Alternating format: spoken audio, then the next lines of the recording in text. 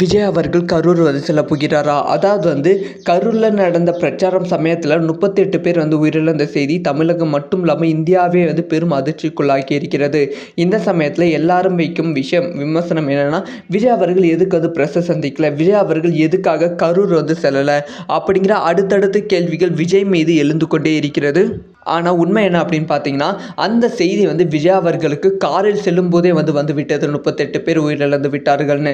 இதனால் வந்து விஜய் அவர்கள் கரூர் செல்வதற்காக ரெடியாக இருந்தாங்க. ஆனால் வந்து காவல் அதிகாரிகள் வேண்டாம், இந்த சமயத்தில் நீங்கள் கரூர் வந்து சென்றீங்கன்னா இன்னுமே வந்து கூட்ட நெரிசல் அதிகமாகும், இந்த ப்ராப்ளம் பெருசாக வந்து வெடிக்கும் அப்படிங்கிற விஷயத்த சொன்னதால் வந்து விஜய் அவர்கள் செல்லவில்லை. இப்போ வந்து விஜய் அவர்கள் நாளை அப்படி இல்லைன்னா நாளை மறுநாள் வந்து கரூரில் வந்து இறந்தவர்களோட வீட்டுக்கு வந்து சென்று ஆறுதல் வந்து சொல்ல போகிறாங்க. அது மட்டும் இல்லாமல் 20 லட்சம் ரூபாய் வந்து பணம் உதவி வந்து விஜய் அவர்கள் செய்ய போகிறாங்க அப்படிங்கிற செய்தி வந்து கிடைச்சிருக்கு. கண்டிப்பாக விஜய் அவர்கள் மீண்டும் வந்து கரூர் செல்லும்போது கரூரில் வந்து ஒரு பெரிய சம்பவம் வந்து வெடிப்பதற்கான வாய்ப்புகள் இருக்குது. இது வந்து தமிழக அரசியலில் ஒரு முக்கியமான விஷயமாக மாறி இருக்குது. ஏன்னா நடக்க போகிறது, வெயிட் பண்ணி தான் பார்க்கணும். ஸோ இதை பற்றி உங்களோட ஒப்பீனியனை கமெண்ட்டில் லீவ் பண்ணுங்கள்.